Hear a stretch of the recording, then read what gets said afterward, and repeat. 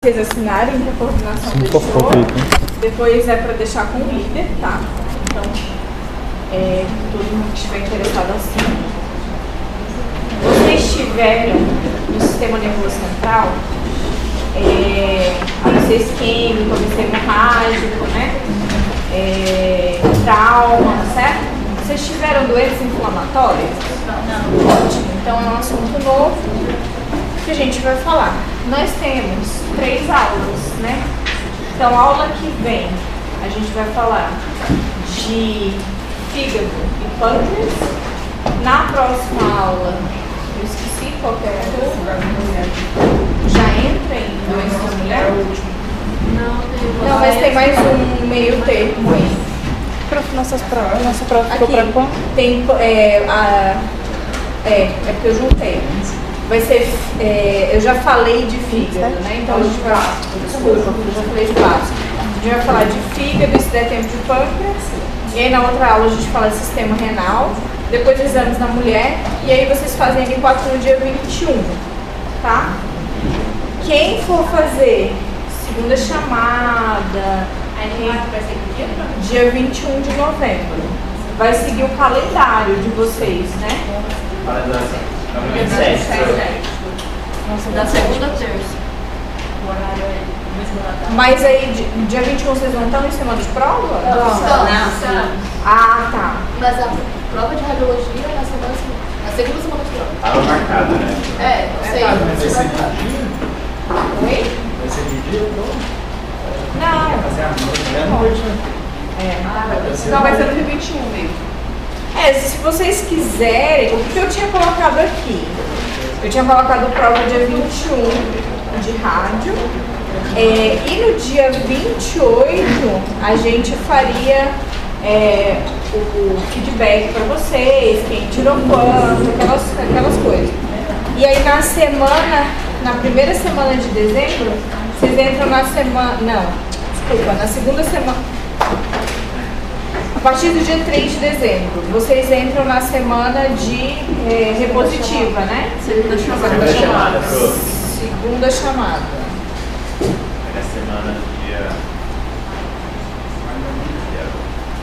dia 3 ou dia 9 é segunda chamada, no dia 10 ou dia 16 é positiva. Tá. Então a gente pode fazer isso. Se vocês não quiserem fazer no dia 21, quiser uma semana a mais para estudar e fazer no dia 28, faria vocês e a turma especial dia 28. Que aí a turma especial faz N3 e vocês fariam N4. Dia 28 ou dia 27? Não, 27 eu não dou aula. É terça-feira. É melhor dia 28. E a terça a gente não tem prova. Nós temos aula de manhã, é de manhã? Tem, não, é terça-feira. Não, semana de prova, amiga, não tem nada a ver não. No dia 28 dá. Vocês todos preferem que seja dia 28 ao invés do dia 21, é isso? Então deixa eu anotar aqui, gente, senão eu esqueço. Ai, meu Deus. Quer uma folha, professora? Não, eu tenho um documentinho que eu troco, então. Tá, mas Você anota pra mim?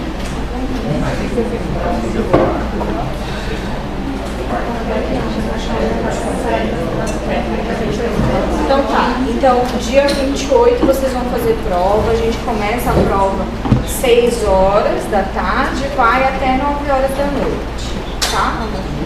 Às vezes é lógico, pode ser que eu atrase um pouco, porque eu tô saindo da clínica onde eu trabalho, tem trânsito, etc, mas mais ou menos isso, tá?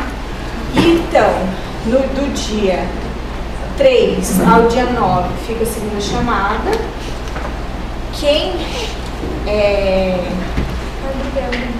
Quem tiver dúvida, quiser saber, não sei o quê, geralmente minha segunda chamada é bem chatinha de fazer. Eu gosto de fazer questões abertas e poucas questões com muita nota em cada questão. Isso é mais fácil de eu corrigir. E aí, do dia 11 ao dia 15, fica a repositiva, né? E depois como é que vocês recebem essa repositiva? Hoje não recebe. Só descobre a nota depois. É. Tá. Quando sai o resultado, assim, lá já vem. Entendi. Tipo assim, dia 24 de dezembro, às vezes chega a nota. Entendi. Ou então, tem alguns professores que corrigem na hora e já vai falando a nota. Então é impossível. É. Pra mim é impossível. Então, a gente vai fazer, eu vou pensar aí como é que eu vou fazer com vocês, porque eu gosto de dar o feedback pra vocês. E pelo que alguns me passaram, tem gente que já tá de repositivo, né? Então, calma aí. Sim, senhora. Ah, você já voltou? Obrigada. Beleza. Aí depois eu passo pra cá, porque a prova valeu 11. Se a prova valeu 11, eu acho que poucos vão ficar de repositivo aí. Só se a prova valeu 11. Não, vou valer este ano. 11,5. Tem que contar no meu chá. Essa prova eu falei 14. Aí tem 14 também. A gente vê se, tipo, alguém tem interesse de vir, pegar nota, alguma coisa assim, tá? Só vou pedir algumas coisas pra vocês. Ninguém aqui fez ainda, mas antes que faça. Eu trabalho em 5 lugares. Não me mandem mensagem domingo. Não me mandem mensagem depois das 7 da noite. E não me mandem mensagem de madrugada. Façam o mínimo, por favor, tá? No dia da prova, não fiquem me mandando mensagem. Hoje eu tive que sair correndo com o paciente para pronto-socorro. Os exames que eu faço são exames que precisam da minha atenção.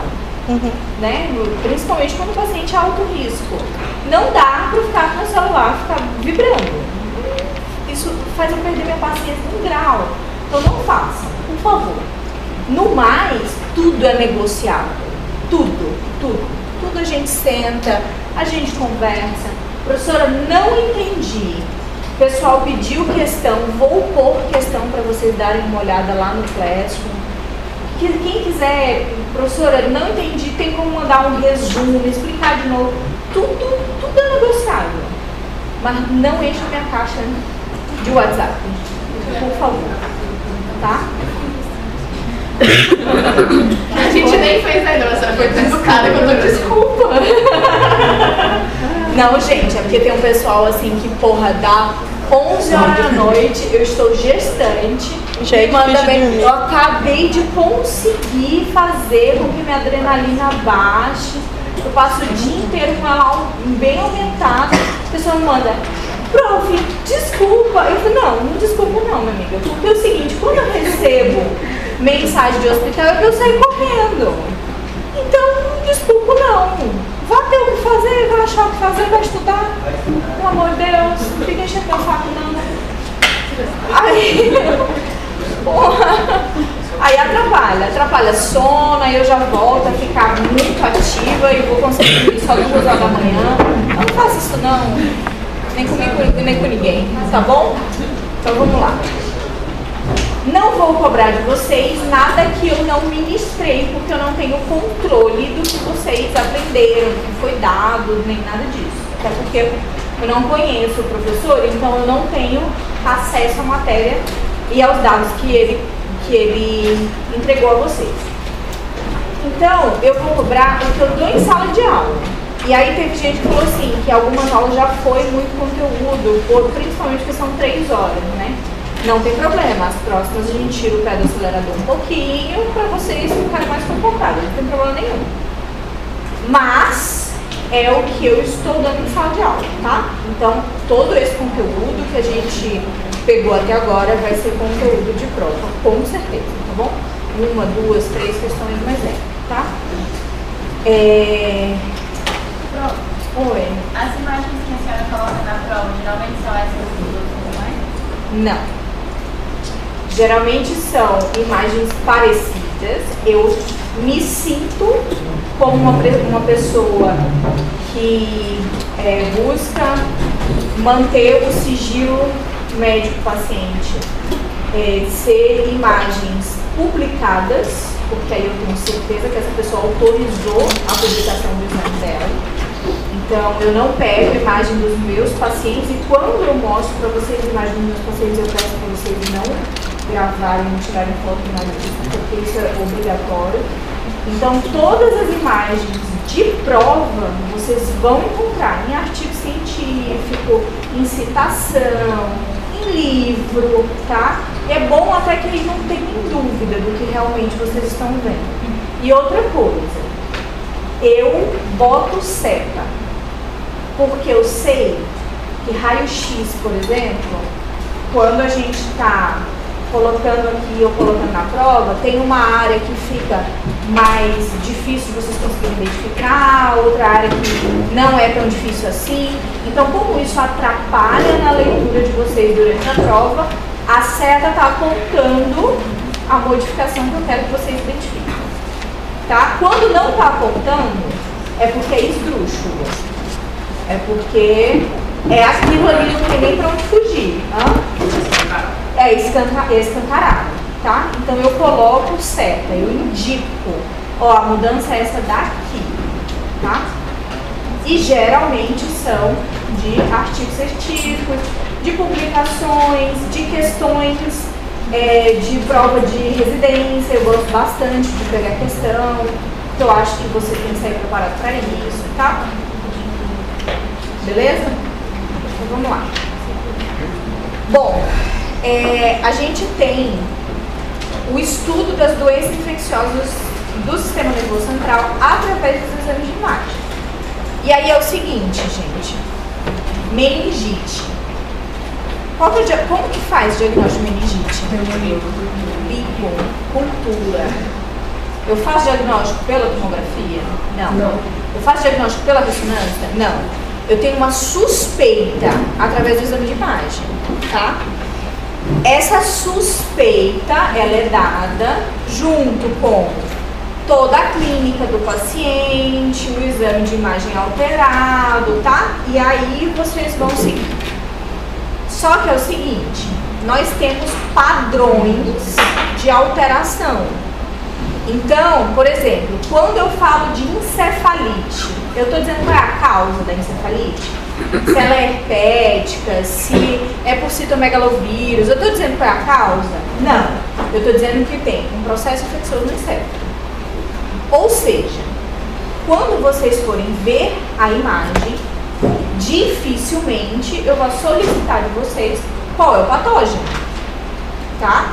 Porque patógeno a gente precisa fazer cultura, a gente precisa investigar de outra forma, beleza? Nos exames de imagem, a gente tem padrões diferentes, dependendo do agente etiológico e dependendo da área, tá? Os padrões mais comuns são empiema, meningite, encefalite e lesões focais, como abscesso granuloma. Então, gente, várias doenças podem causar um abscesso, geralmente bacterianas. Várias doenças podem causar uma encefalite. Várias doenças podem causar uma meningite, entendeu? É isso que eu estou querendo dizer para vocês com esse slide. A gente tem padrões que podem mostrar para vocês uma determinada alteração, tá? Vocês sabem o que é empiema? Não. Pouca gente. Vamos fazer a introdução aqui bonitinho, então. Eu trouxe um caso clínico para vocês, depois eu vou mostrar a imagem para vocês, tá? Paciente de 15 anos masculino, ele tinha precária higiene oral e era portador de rinite alérgica, sem antecedentes pessoais ou familiares relevantes. Acabei de dar para vocês 2 focos de infecção para esse paciente, tá? Ele não escova o dente direito e ele tem, por acaso, uma rinite alérgica, tá? Essa rinite alérgica, a rinite quando mal acompanhada, mal tratada, ela é excelente para a gente fazer cultura bacteriana, tá? Ele inicia o quadro com cefaleia e febre persistente durante 1 mês. E não foi atrás de nada de ninguém. O tipo da cefaleia era compressiva inicialmente, restrita à região frontal esquerda, que vai se irradiar à região posterior e ao lado direito. Incluía também a região ocular esquerda. Aí o paciente, depois de 1 mês, procura o serviço externo e foi diagnosticado e tratado com conjuntivite. Essa história oral já subiu para ocular, tá? Continuou a apresentar cefaleia e febre, realizando nova consulta e diagnosticado com migrânia e tratado com paracetamol. Vocês sabem o que é migrânia? Não. Enxaqueca, é o nome da enxaqueca, tá? É migrânia. Beleza. Quantos por cento da população masculina tem enxaqueca? É muito baixo, é de 1 a 2%. Qual que é a possibilidade de uma criança de 15 anos ter como diagnóstico enxaqueca nesse momento? Muito baixo. Então esse paciente foi mal diagnosticado e mal tratado, tá? O paciente continuou, lógico, a apresentar cefaleia e o quadro melhorava com a medicação, porém piorava com barulho ou luminosidade. Ele tem um processo infeccioso acometendo a área. Então, tudo que pode irritar está irritando, tá? A febre era constante, medida diariamente, mantendo-se próxima de 38 graus. Juntamente com o quadro de cefaleia e febre, o paciente também apresentava episódio de vômito 2 ou 3 vezes por dia. Olha o alerta, né? Chegou no sistema nervoso central, tá? Dia 3/8/2015, o paciente evoluiu com o quadro do vômito seguido por convulsão tônico-clônica e cianose. O quadro durou cerca de 5 minutos. Foi encaminhado a outro serviço externo e então transferido com o diagnóstico de meningite. Na manhã do dia 6/8, o paciente apresentou plegia de membro inferior esquerdo e paresia grau 1 de membro superior esquerdo, somada a disartria. Mas o Glasgow estava 15. Aí ele faz esse exame de imagem. É meningite? Vocês não estão vendo na tomografia a meninge, ainda mais ela inflamada, tá? O que esse paciente tem? O paciente tem empiema. O que é isso? É essa coleção de pus no espaço entre a dura e a aracnoide mater, representando 15 a 20% de todas as infecções intracranianas. Inclusive, é uma das principais complicações da sinusite mal tratada e mal acompanhada. Professora, a senhora poderia voltar 2 slides fazendo um favor? Ali, na hora que o paciente procurou um serviço externo, na terceira bolinha, o paciente procurou um serviço externo, foi diagnosticado e tratado para conjuntivite. Nesse momento aí, a senhora falou que da boca foi para os olhos. Como que isso aconteceu? A gente tem um foco primário inicial da higiene oral dele, né? E ele está acometendo o sistema nervoso central. Então, você sabe como é que funciona o sistema linfático facial? A gente vai fazer primeiro o sistema linfático inteiro da face, depois sobe tudo para crânio, para cérebro. A gente não teve neuroanatomia direito aqui. Ai, gente. Não tivemos no... Mas físio? Não. Físio teve.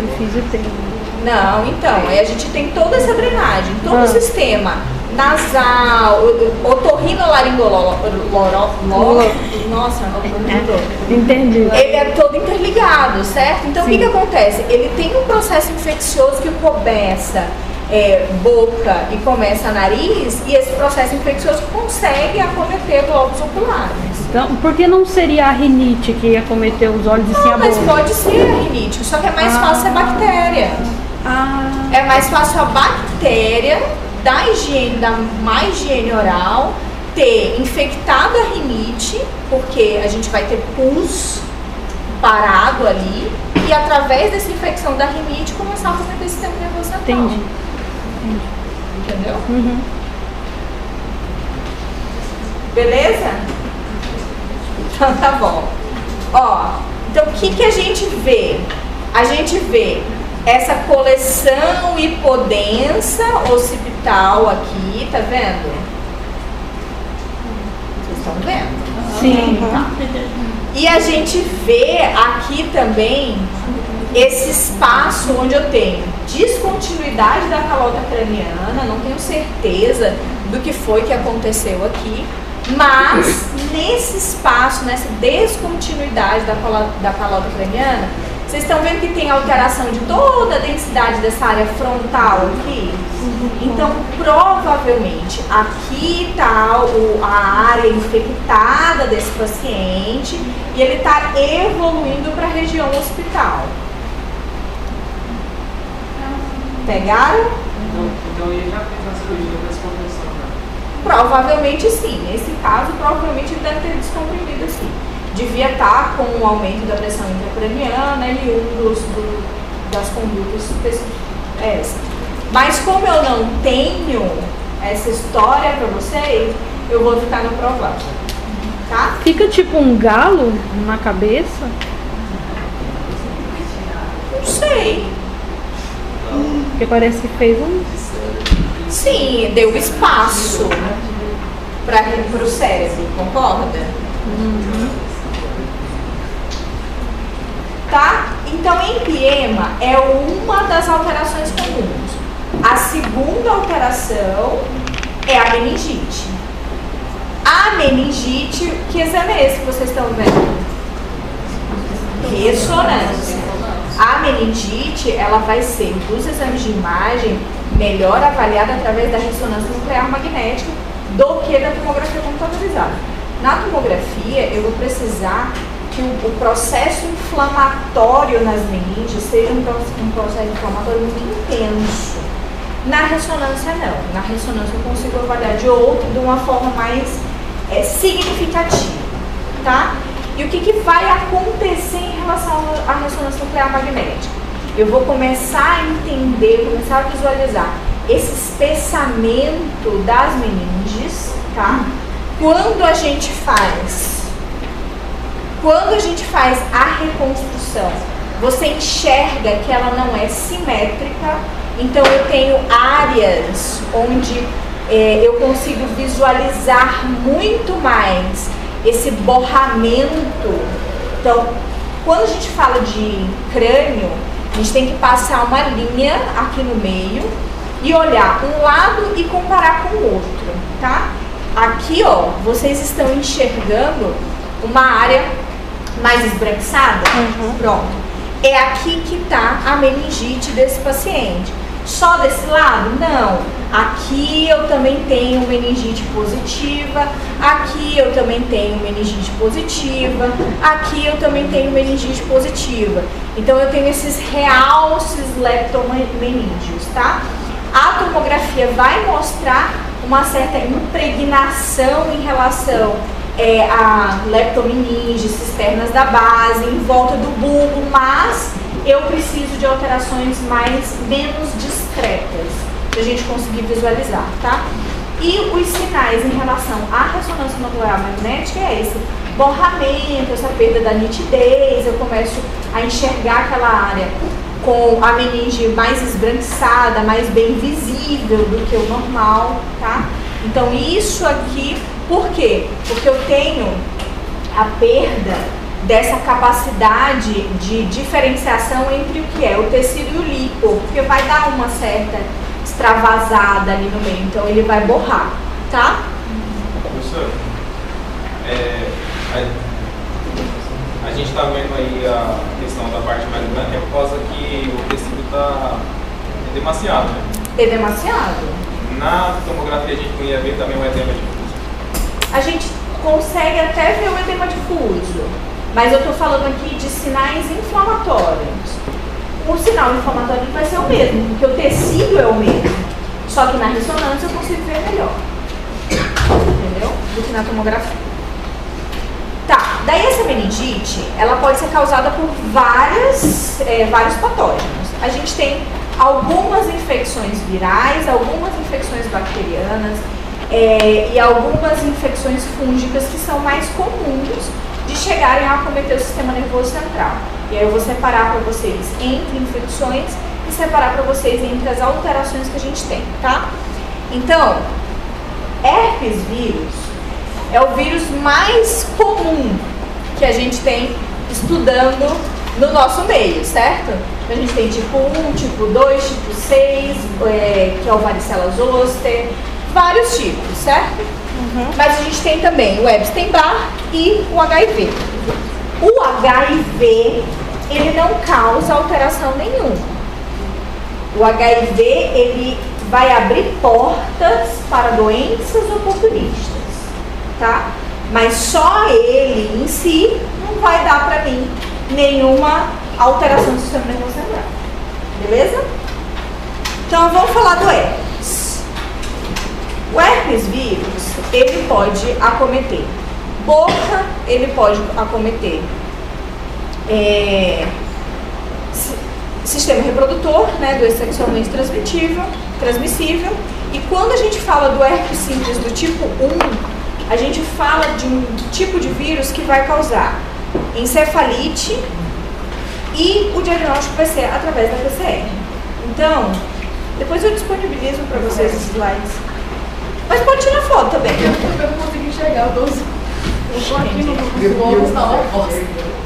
A encefalite do herpes vírus tipo 1 geralmente é uma encefalite focal, tá? E a gente vai ter sinais de inflamação aguda e sinais de edema, beleza? Então, em geral, a encefalite tipo 1 não vai fazer aquela encefalite bilateral, tá? Geral não quer dizer nem nunca nem sempre dentro da medicina, beleza? Quando acomete os dois lados, vai acometer de modo simétrico. Não vai acometer região anterior e região occipital, tá? Geralmente é simétrico, bonitinho, por causa do tipo de disseminação que ele faz. E a gente pode ter infecção do sistema nervoso central já após o contato inicial desse paciente com o vírus, tá? Mesmo a gente fazendo a terapia antiviral no momento da suspeita do diagnóstico, o paciente pode ter uma atrofia cortical secundária àquela infecção, tá? E aí eu trouxe um caso para vocês. Paciente do sexo feminino, de 77 anos, iniciou quadro de febre associado à confusão mental. Apresentou exame de urina de rotina com 7 piócitos por campo e 8 epitelios por campo. Gram não mostrou bactérias, iniciando tratamento empírico para infecção do trato urinário, enquanto aguardava a urocultura. Evoluiu em 2 dias, com sonolência, instalação de afasia motora, e apresentou crise convulsiva tônico-clônica generalizada. A gente vai fazer a ressonância nuclear magnética dessa paciente e a imagem vai mostrar para vocês essa área justamente mostrando o local da infecção. Então vocês estão vendo na ressonância que eu tenho o hipersinal. Vocês lembram o que é isso? Beleza. Então todo o processo inflamatório vai fazer com que eu tenha a reconstrução diferenciada desse tempo. Lembra? T1, T2 e flare. Pronto. Então, aqui, toda vez que vocês tiverem dúvida de encefalite, a área inflamada vai brilhar para vocês na imagem, tá? E vocês conseguem identificar, independente de contraste, independente de líquor, que aí no caso, quando a gente estava falando de meningite, a gente tem uma certa impregnação maior do líquor, aqui não. Aqui é no encéfalo. Então, a área acometida vai estar mais esbranquiçada, tá? Então, se eu chegar para vocês e perguntar para vocês assim, gente, o que é isso aqui, ó? Dá dúvida que é encefalite? Não dá dúvida, né? Que é encefalite. O herpes do tipo 2, ele já pode causar os outros padrões, como a meningite e a mielite, tá? Só que na tomografia computadorizada, para a gente ver essas alterações, para a gente dar diagnóstico de acometimento do sistema nervoso central pelo herpes vírus tipo 2, a TC pode ser negativa. Então ela não é um exame que vai ajudar vocês. Ou seja, está em dúvida se tem encefalite, solicite uma ressonância nuclear magnética, tá? É diferente de paciente que sofreu, é vítima de arma de fogo, por exemplo. Que aí você não sabe se ainda tem resquício, alguma coisa assim, você não vai fazer ressonância, vai fazer tomo, tá? Nesse caso aqui, não. Encefalite, vamos fazer ressonância. Por quê? Porque na ressonância a gente vai conseguir ver essa diferenciação dos tempos, a gente vai conseguir fazer reconstrução do tempo T1, T2 e flare, e no T1, T2 e flare a gente vai conseguir avaliar essa diferença entre substância branca e substância cinzenta, tá? Então, ó, aqui eu tenho para vocês algumas sequências de reconstrução. Essa daqui é a sequência que a gente chama de difusão, ou DWI. É o momento em que, na hora que você está recebendo toda a capacidade sanguínea e etc. ali para o cérebro, tá? Aqui a gente tem o flare. Vocês sabem o que é isso? Não, é assim. T1, a gente tem a imagem da ressonância igual à peça anatômica. Então, o que é substância branca é branco, o que é substância cinza é cinza. Deixa eu pegar aqui para vocês verem.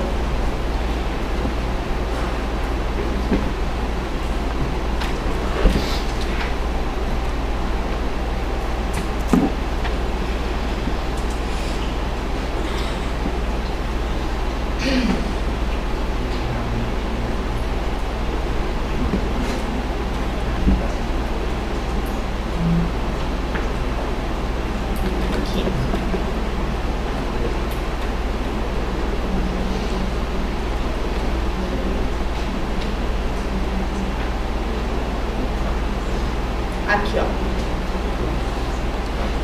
Quando eu tenho a peça, eu consigo identificar substância branca e substância cinzenta, certo? Beleza? Tá. Quando vocês estão identificando igual substância branca e substância cinzenta, eu tenho T1, tá? Quando vocês identificam o contrário, onde brilha líquor, vocês têm T2. Então, brilhou líquor, substância cinza, tá mais clara que a substância branca, e brilha líquor, é T2. E quando você tem a substância branca mais escura do que a cinza, mas não brilha líquor, você tem flare. Tá? Então aqui, ó, pra vocês, tirem foto. Porque isso aqui é de outra aula, que eu vou dar aula pra vocês. Tá?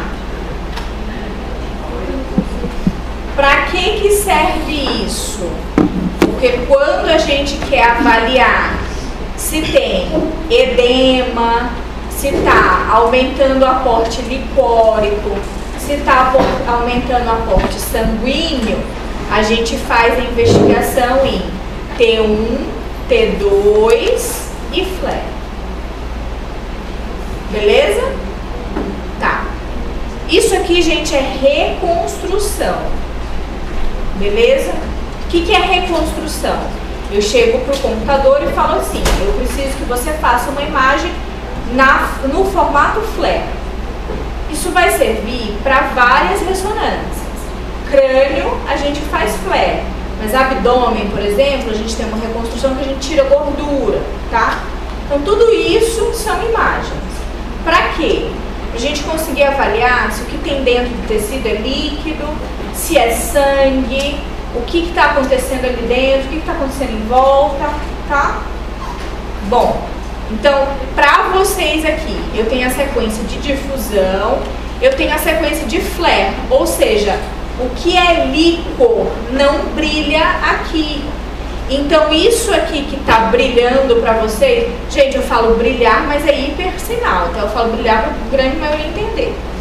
Isso aqui que está com hipersinal para vocês, eu tenho certeza que não é secundário a líquor, porque eu retirei os sinais do líquor, tá? Então, isso aqui é inflamação. E aqui, aonde eu tenho essa reconstrução com o lipo ativo, com o lipo mostrando para mim na imagem, eu consigo ver que ele aumenta também o aporte lipórico, tá? Beleza aqui? Então tá bom.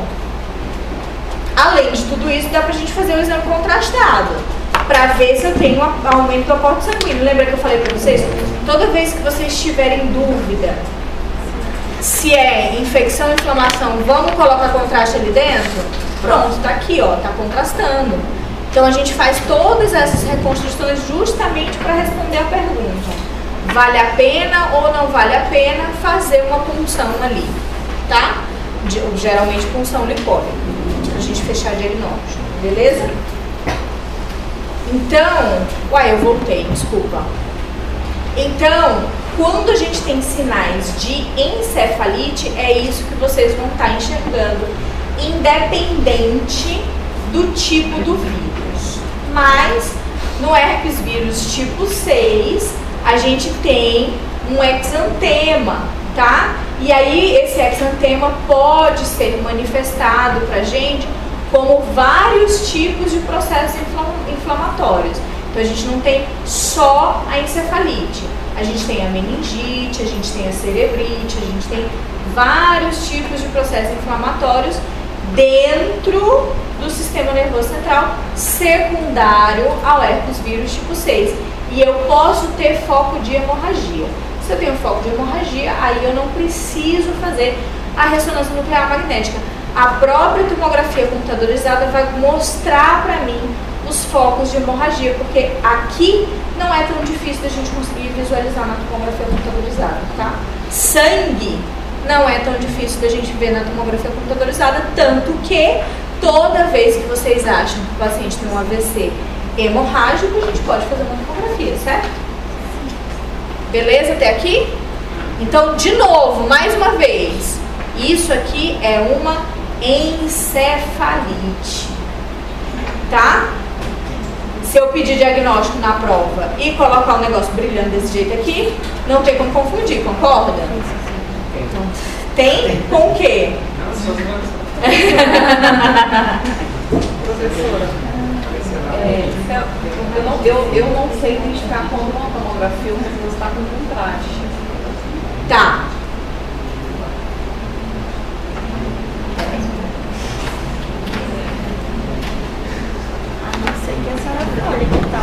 É, você vai lá, tá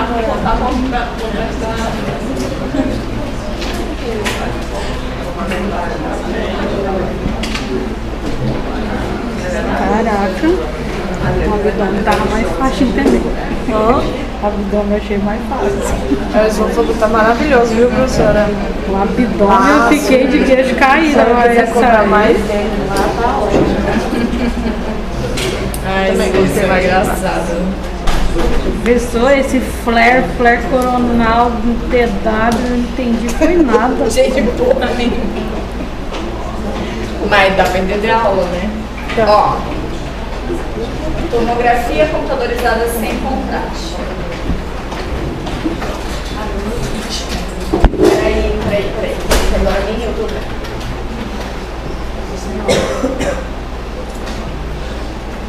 Agora.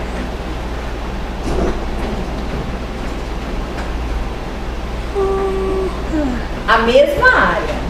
Eu vou contrastar ela. Tá vendo que apareceu umas bolinhas brancas aqui? O que é isso? Vaso. Tá?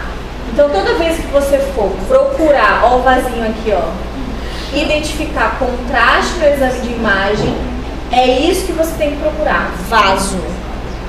Tá? Achou vaso, ó, aqui, ó. Achou vaso, tá contrastado. Não tem vaso, não tem contraste. Entendeu? A ressonância segue o mesmo padrão. Segue o mesmo padrão. Beleza? Eu não sei não. Acho que eu entendi. Então, ó, isso aqui é uma ressonância com contraste. E isso aqui é uma ressonância que não tem contraste. Entenderam? Aqui você está vendo que tem vaso.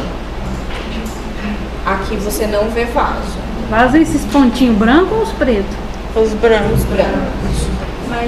Todo o contraste endovenoso vai me contrastar em branco. Lembra de contraste positivo, contraste negativo que eu falei na aula passada? Sim. Tudo que a gente vai injetar na veia vai me dar em branco. Flare eu tenho aqui e aqui. Aqui, você está vendo vaso? Não. Tá? Facilitou ou piorou? Piorou. Dá uma mudadinha. Essa terceira é flare?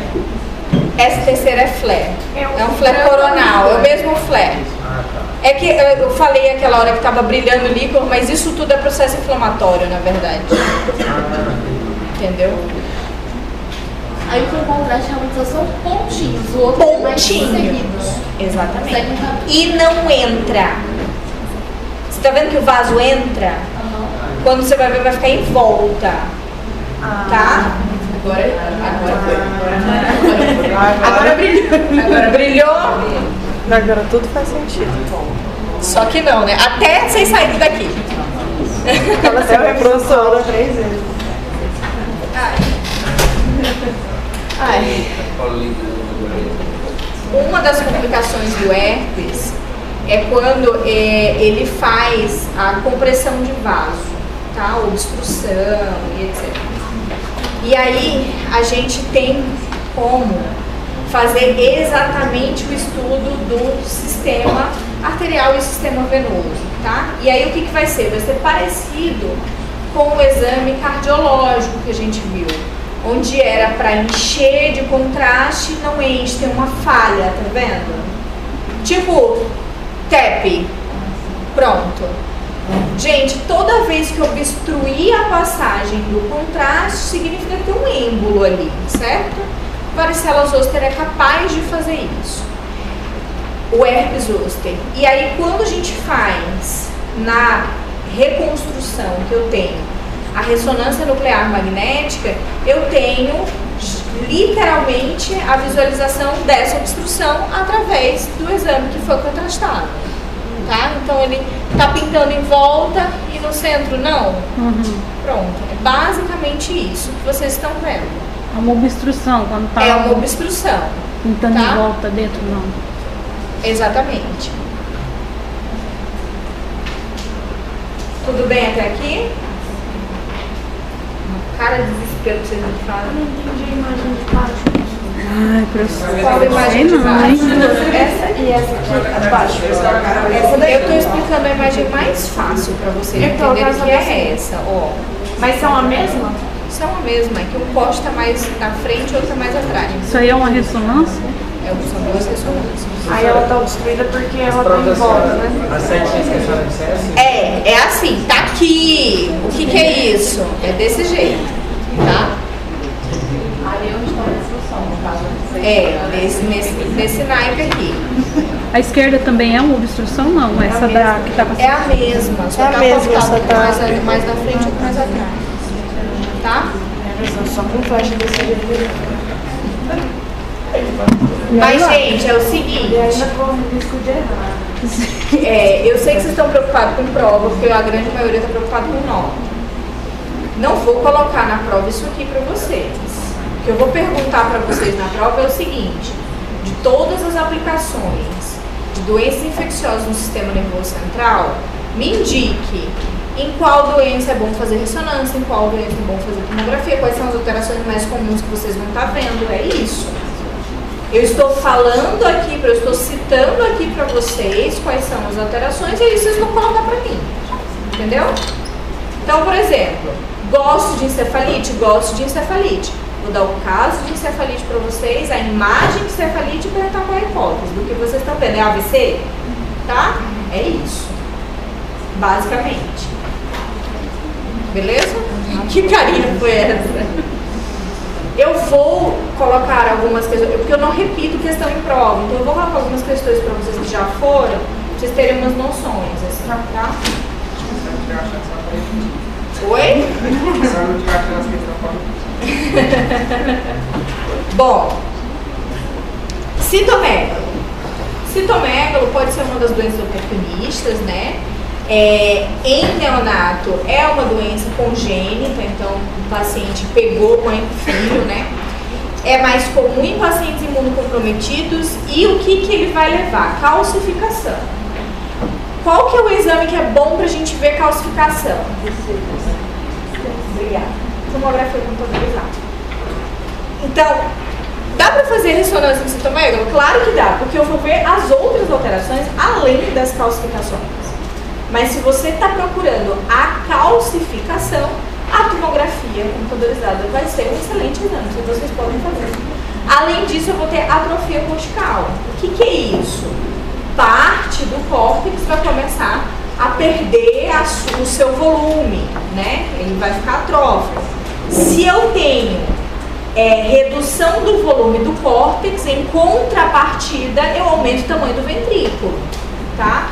Então, toda vez que vocês começarem a enxergar ventrículo muito grande, córtex menor e calcificação, além de na história ter um paciente imunocomprometido, aí vocês podem pensar em citomegalovírus.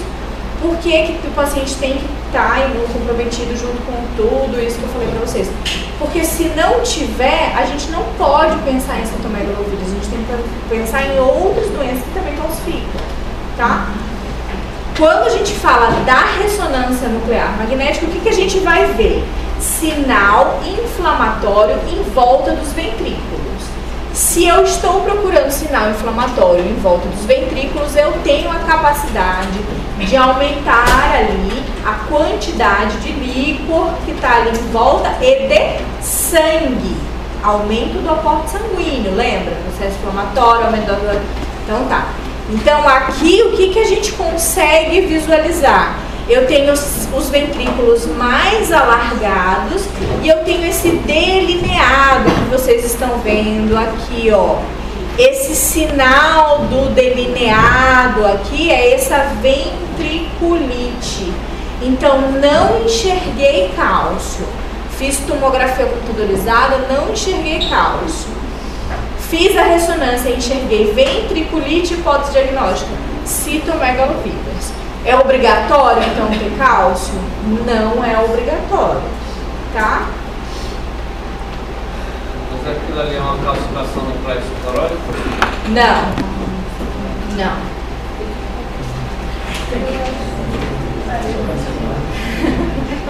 Desculpa, gente, eu preciso parar para respirar às vezes. Epstein-Barr. Paciente que tem diagnóstico de Epstein-Barr, ele pode me dar uma tomografia computadorizada negativa, uma tomografia computadorizada positiva, uma ressonância me mostrando meningite, me mostrando encefalite, me mostrando mielite. Então, tudo que a gente comentou do que pode estar acontecendo vai aparecer aqui para vocês no Epstein-Barr, tá? Então, vamos falar um pouquinho de todas essas imagens aqui para vocês. A gente tem aqui tomo e tomo, certo? A diferença de tomo e ressonância vocês entendem, né? Então tá bom. Então a gente tem tomo e tomo. Quando a gente olha a tomo computadorizada aqui, o que vocês estão enxergando em relação de que pode ser algum sinal de diferença? O que está acontecendo ali? Dá um zoomzinho, professora, fazendo favor. Gente, eu tô tão desconfortável nessa coisa. Tem desvio de linha média, muito bom. O que mais?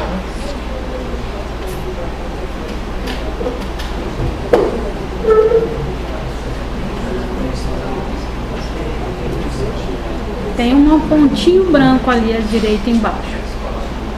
Mas é dentro do ventrículo. Mas isso aí pode ser achado de imagem também, pode ser normal. Ah, mas isso daqui é gordura também? Ó, o que está acontecendo aqui? Vocês concordam que era pra gente ver bonitinho o gânglio da base?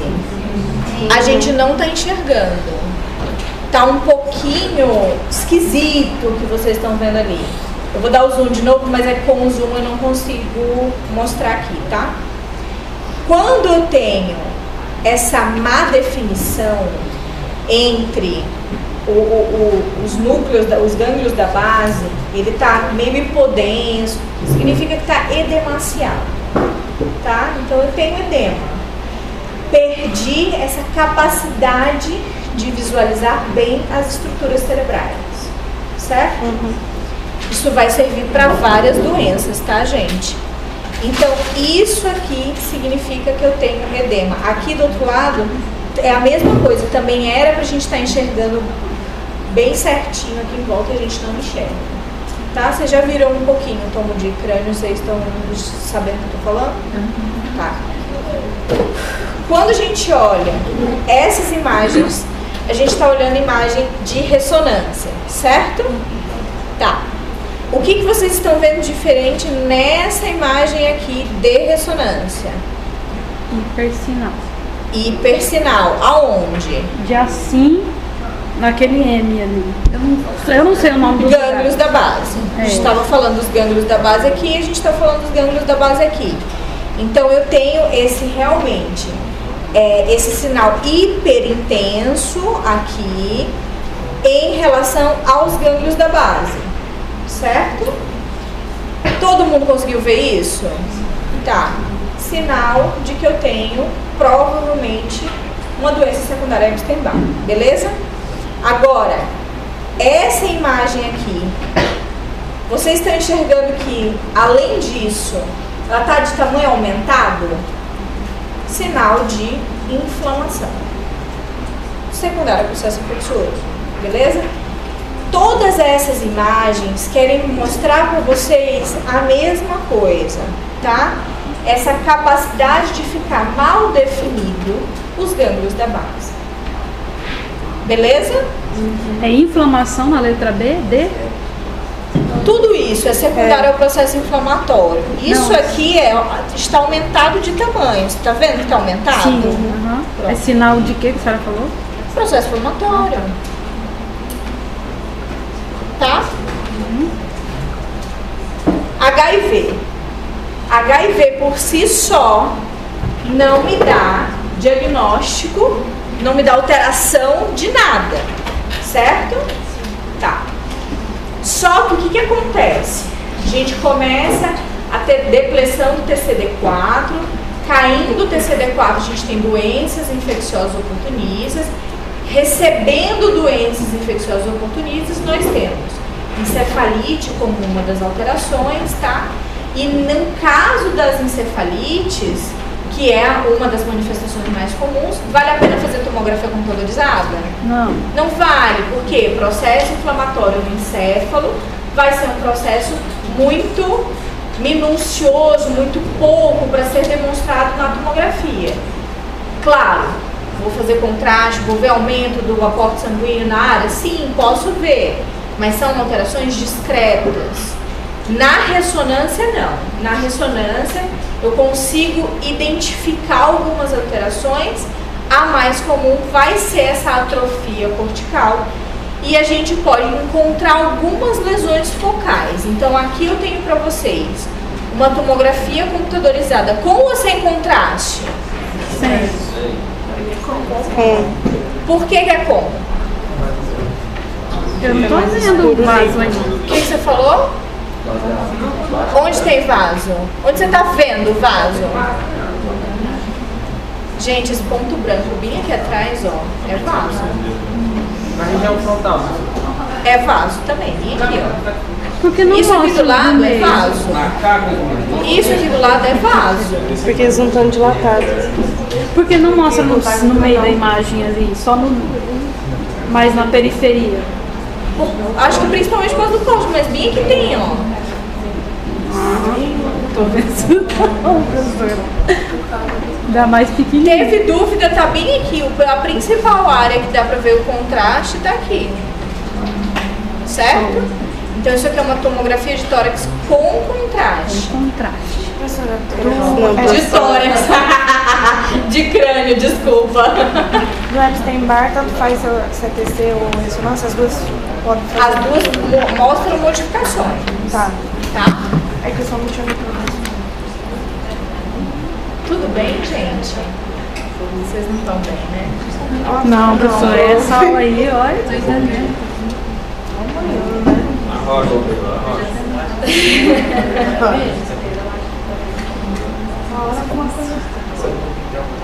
Ah, eu não vi na imagem o que é a atrofia cortical aí. Peraí que eu tô encasquetada com esse contraste de vocês. Vocês estão enxergando? Agora sim. Agora sim. Pronto. Você tá enxergando? A do meio que a senhora falou, não tô vendo não, só a grandona lá embaixo. Eu ia falar pra você fazer isso, professor. Sim. Não, aí eu Professora. Isso aí é a parede, professor. Professora, eu ia ter que usar uma lupa, né? Isso aí é a parede branca. Olha, professora, eu ia ter que usar uma lupa. Parede de quem você quer enxergar? Com lupa, eu acho que até eu enxergaria, hein?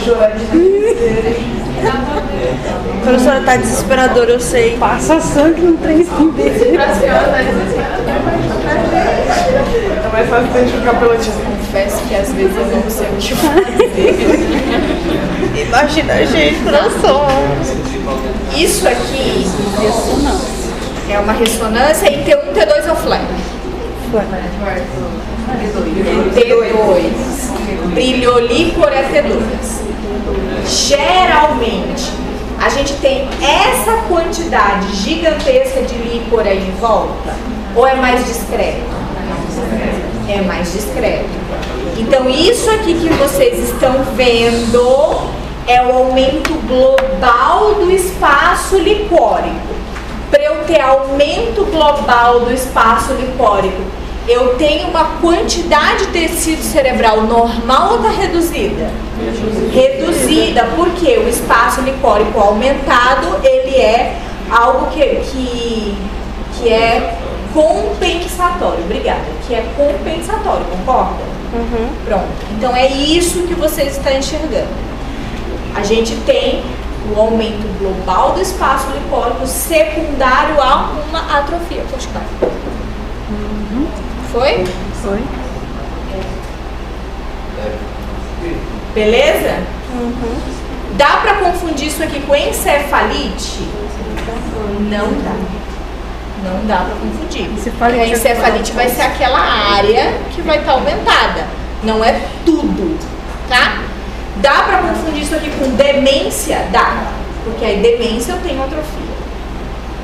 Tá? Então não tem problema. O que eu preciso entregar para vocês?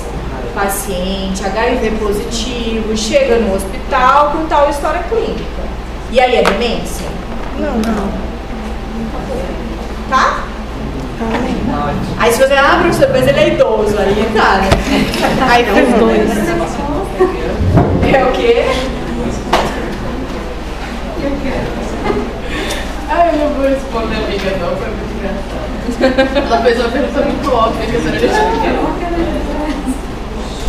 Tá. Infecções bacterianas. A gente tem algumas infecções bacterianas mais comuns, como a meningite piogênica, a cerebrite ou abscesso, que a gente já falou um pouquinho dela, sífilis e TB. TB tem algo mais comum para passar no resto do corpo inteiro do que TB? TB, gente, eu vou resumir TB para vocês. TB é assim. Diagnóstico de TB no tórax. Geralmente a gente procura um tuberculoma, certo? Tuberculoma é o quê? Uma formação nodular no tórax, certo? Tá. TB em cérebro, formação nodular no cérebro.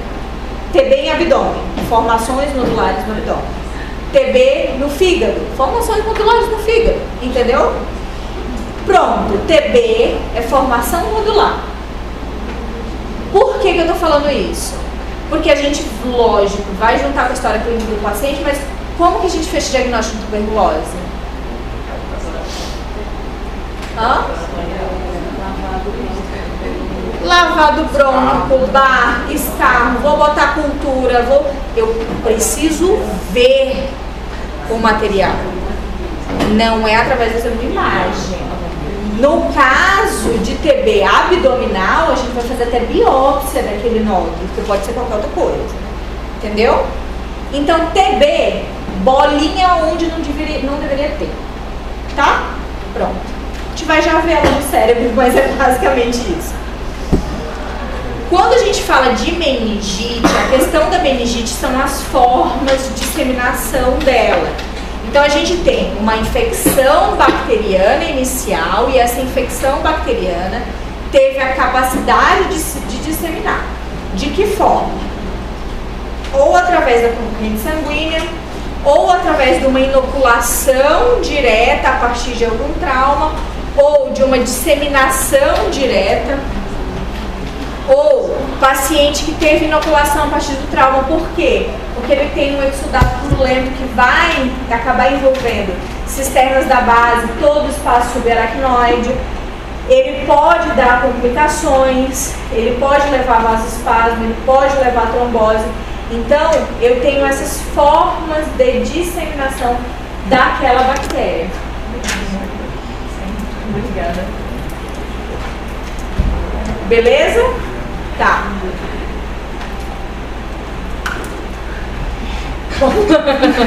Delicada, né?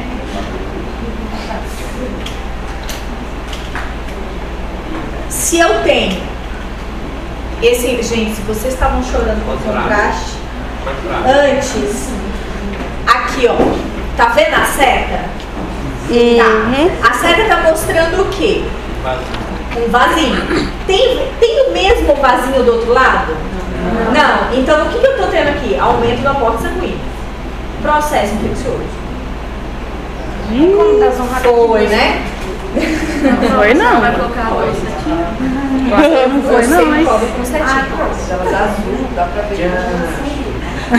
Não, é o mesmo conceito. Vamos lá, jogo dos 7 erros. Do outro lado tem qual? Não. Aumento do aporte sanguíneo. Vocês entenderam por que tem que fazer contraste quando vocês querem identificar se eu tenho processo infeccioso? Porque às vezes você não vai ver aumento do edema, você não vai ver alteração encefálica, você só vai ver isso vindo aqui, ó. E é positivo, porque foi por aí que aquela bactéria se disseminou e chegou ali, entendeu?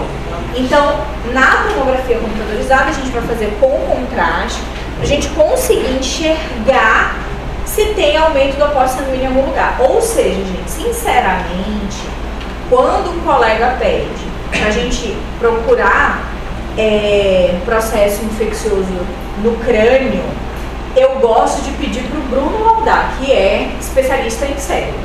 Porque ele olha, parte por parte, eu fico com cardio, entendeu? Porque tem que ser minucioso. Tem que ser minucioso. Senão você não dá diagnóstico, tá?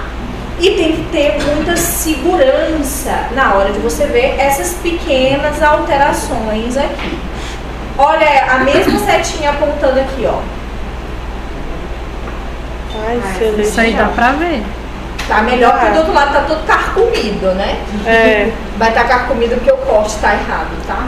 Provavelmente por causa do posicionamento do paciente. Professora, posso tirar uma dúvida na imagem da direita, fazendo favor? Pode, mas nem falei dela ainda. Não, a direita. Ah, tá, desculpa, nossa, a direita. isso. No caso, esse daí é considerado aumento do aporte sanguíneo porque tem mais pontinhos brancos ao longo desse lado direito inteiro? Ou especificamente só por causa dessa seta? Na verdade, eu estou apontando especificamente por causa disso aí, mas você não está errada. Se você comparar em relação ao contralateral, um lado está realmente com vasodilatação e o outro lado não está. Entendeu? Beleza? Beleza. Então tá bom.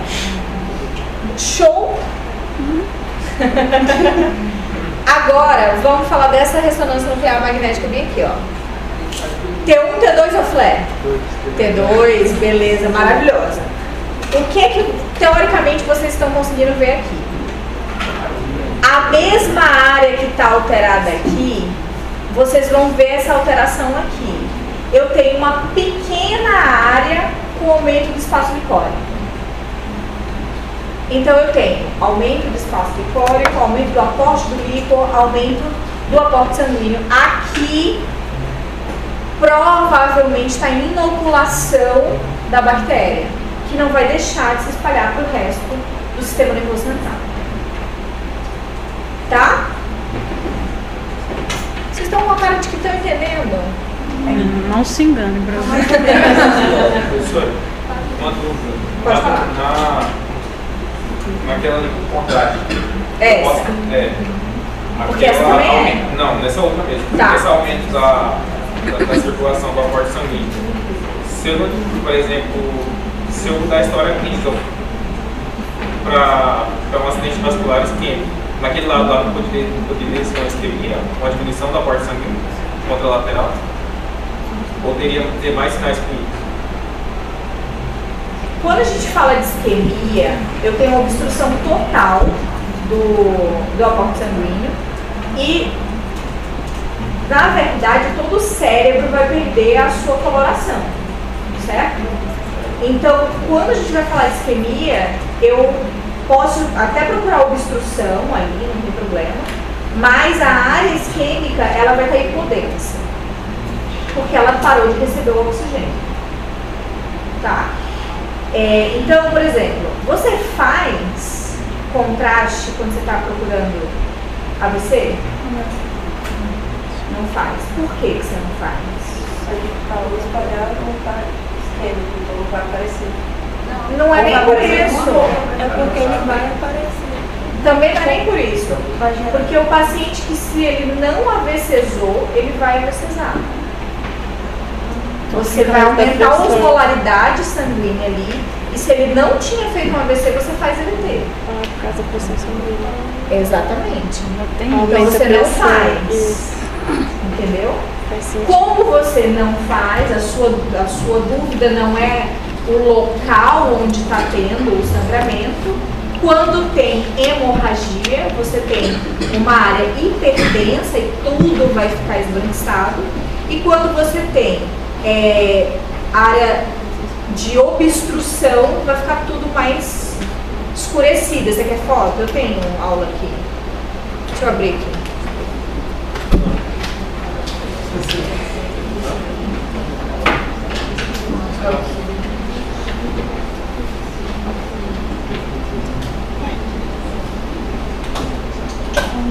Puxando aí não puxa não, tá com fome, meu filho. Nem dá pra puxar, o meu tá lá embaixo. Isso aqui é isquêmico. O que acontece na isquemia nas primeiras horas? Eu não consigo mais ter diferenciação entre o que é suco, o que é giro, não vejo mais diferença de substância embranquecida, fica tudo meio opaco. Quem não tem um olho mais sensível pode até achar que tá normal. Evoluiu a área isquêmica, ó, fica tudo hipodensa, tá? Beleza? Ó, hipodensa, hipodenso, hipodenso, tá vendo? Uhum. Essa aqui vai ser a característica do isquêmico. No hemorrágico, a gente tem hiperdensidade. Vai ficar branco. Porque vai ficar branco, como se eu tivesse contrastado. Por quê? Porque aumenta a densidade pela quantidade de células que tem ali acumuladas na área, tá vendo? Ó? E de acordo com o tempo vai passando, aquilo vai sendo absorvido, igual como se fosse um roxo, um edema e etc. Então ele vai sendo substituído por substâncias mais isodensas até chegar na hipodensidade. Então essa daqui é a diferença entre os AVCs isquêmico e hemorrágico e o processo inflamatório que a gente está falando. Tá? Mas voltando naquele caso, em hipótese alguma, se o paciente, por exemplo, o paciente não tem história clínica de cefalite, eu posso encontrar esse padrão ou não vou encontrar? Tipo, de um lado está vascularizado, outro não. Essa? Pode, pior que pode. Mas é raro, muito raro. Mas pode. É difícil a gente falar não, nunca acontece, quando tem pacientes que anatomicamente normal pode acontecer, entendeu? Há uma má formação vascular, por exemplo. Por isso que eu acho importante a história clínica. Né? Uma formação ela já vem sendo estudada desde que o paciente geralmente nasceu. Tá? Bom, a gente tem várias causas de cerebrite ou de abscesso. Geralmente as bactérias vão atingir o parênquima encefálico por disseminação hematogênica e aí ele vai evoluir em estágios progressivos. Ele evolui em estágios progressivos tanto no processo infeccioso quanto evoluindo nas imagens, tá? Desculpa. Então a gente tem numa lesão precoce a lesão mal delimitada. Numa lesão tardia, uma lesão bem delimitada, vocês vão conseguir ver a borda, vocês vão conseguir ver focos de necrose, vocês vão conseguir ver edema, vocês vão conseguir ver halo inflamatório. Isso aí é uma infecção mais tardia, uma inoculação tardia daquela bactéria. E aí, esse foco vai se transformar em abscesso quando o centro dela ficar mais líquido, tá? Então, vocês já viram abscesso cutâneo? Pronto, no cérebro. Certo? Vamos para a imagem para vocês entenderem. Olha só. Então, aqui eu tenho as características tentando mostrar para vocês parte dessa evolução. Aqui vocês conseguem entender que eu tenho edema? Essa área, esse hipersinal aqui, ele é um edema, tá? E aqui eu tenho foco para vocês do abscesso ou da cerebrite, tá? Esse foco faz uma certa um certo efeito de massa, ele acaba empurrando as estruturas para o lado contralateral, tá? E no seu interior eu não consigo dizer bem o que tem dentro, não é líquido, tá? Não é liquefeito ainda, tá? Então provavelmente o que tem dentro dessa região que vocês estão vendo aqui é conteúdo proteico, tá? Beleza. Evoluiu. Lógico, eu estou mostrando para vocês vários tipos de reconstruções, tá? Mas aqui, vocês conseguem ver que eu faço uma delimitação melhor em todas essas do que a gente está falando? Sim. Se eu faço essa delimitação melhor, aqui em volta, vocês estão conseguindo enxergar esse halo aqui. Esse halo que vocês estão vendo é justamente o halo de processo inflamatório. Beleza? Então, aquilo que é infeccioso está inflamando o que está em volta. Isso aqui, gente, com ou sem contraste? Com contraste, muito bem. Então, eu tenho aumento do aporte sanguíneo. Eu tenho edema aqui em volta? Eu tenho edema. Vocês estão vendo que tem uma certa área no cérebro que eu não consigo fazer aquela boa diferenciação entre substância branca e cinzenta. Tá mais escuro ali, aquilo ali é o edema, tá? E aí quando a gente faz a reconstrução, onde brilha líquor, olha lá, edema, beleza? Professora, por que fica bem branco o interior e depois fica bem escuro? É o tipo de reconstrução que a gente faz. Lembra que eu falei do T1, T2 e flare? As reconstruções, elas são modificadas justamente para a gente conseguir tentar entender qual que é o conteúdo que tem dentro e que tem em volta. O abscesso ele pode existir desde a lesão precoce, ele só vai estar com essa má delimitação na precoce. Isso. Aí não é que ele se desenvolve só na tardia. Não, isso. Né? Vou mostrar para vocês que evoluiu bem bonitinho. Olha só, virou uma formação nodular, que aqui eu não tenho certeza se tem contato com o ventrículo, e aí quando tem contato com o ventrículo eu tenho ainda uma disseminação, né? Sim. Agora, quando a gente faz na imagem em que eu tenho o brilho do líquor, eu vejo que tem sim contato com o ventrículo, tá vendo? Beleza, consegui identificar que tem um contato com o ventrículo. Olha quando a gente faz a reconstrução, onde eu procuro mostrar para vocês a difusão que é essa imagem aqui que eu falei pra vocês, é a imagem de difusão. Eu vejo que além do contato com o ventrículo, eu tenho disseminação ventricular. Ah, mas vamos fazer o exame contrastado aqui, ó. Aumento do contraste dentro do ventrículo. A imagem que eu mostrei pra vocês contrastadas não mostrava isso aqui dentro. Né? A senhora vai mostrar a TV, né? Vou mostrar a TV. É igualzinho. Então como é que é a diferença? História clínica. Qual que é a história clínica da TB? O paciente vem com insuficiência não, com dificuldade respiratória, porque a TB inicial geralmente é história pulmonar. Então chegou na história clínica com quadro pulmonar, já até investigou, já tratou, história antiga. TB? Eu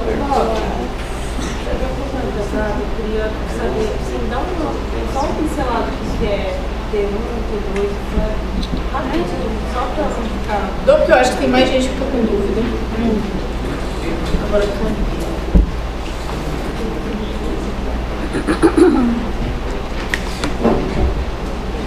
ó, isso aqui, peraí que eu achei que eu tava contando, é a peça anatômica. Substância branca, substância cinzenta, certo? T1 vai ser igual. Substância branca é branca, substância cinzenta é cinza. T2 brilha líquor e ele muda. Substância branca fica um cinza bem escuro e substância cinzenta é mais clara. Flare é igual T2, só que não brilha líquor. Então, substância cinzenta é mais clara do que a substância branca e o líquor não brilha. Então, tá aqui, ó. T1, T2 e flare. T é de tempo. É o tempo de freamento entre a intensidade do sinal da ressonância que foi emitida e o freio do H+, que a gente acabou estimulando. Tá? Então é mais ou menos isso, ó. Aqui eu tô ligando a ressonância e aqui eu tô desligando a ressonância, entendeu? Então, o tempo de cada estrutura voltar à sua estabilidade. Tá? Aí a T1 vai ser subindo. Não, isso aqui eu tô falando da ressonância.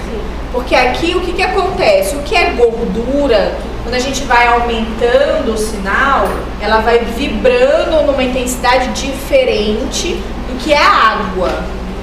E a água, ela vai frear numa intensidade diferente do que é gordura.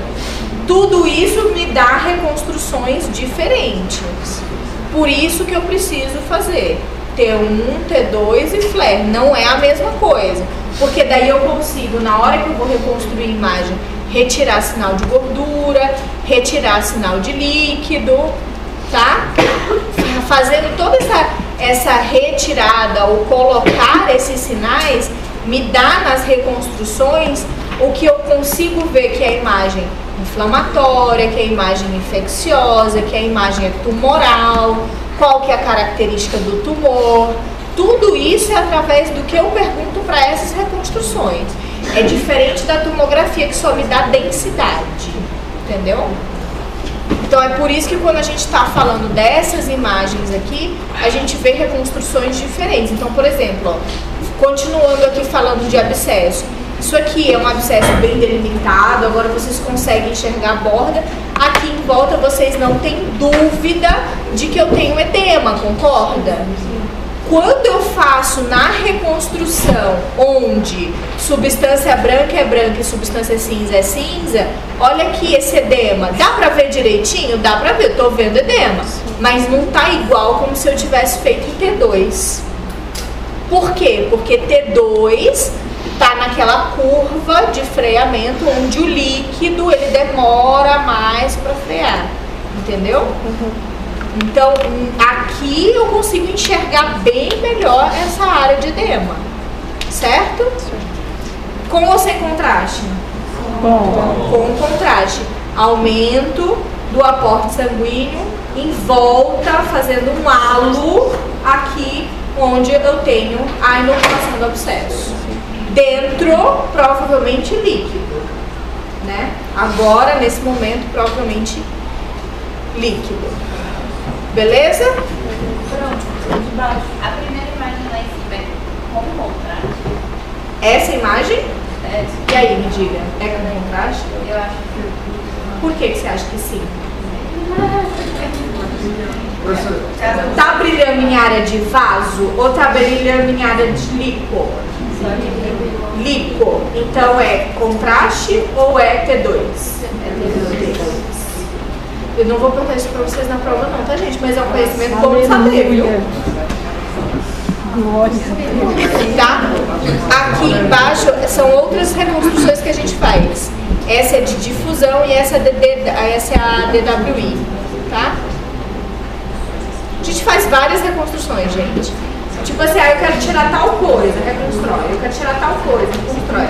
Tudo que a gente conseguir dar resposta. Professor, tem alguma doença que dá um aumento de gordura no cérebro? Não lembro, mas deve ter. Quando a gente tem consumo, eu acho, e substitui. Gente, vai dar quase 9 horas, então eu vou parar por aqui e a gente continua a aula que vem, pode ser? Pode ser, professor. Meu fôlego não. Mas eu espero que vocês tenham gostado. Só tá de quantos meses? Eu tô entrando no oitavo. Ah, tá. Eu pensei, já pensou esse menino nascer perto da frente. Meus alunos estão tudo com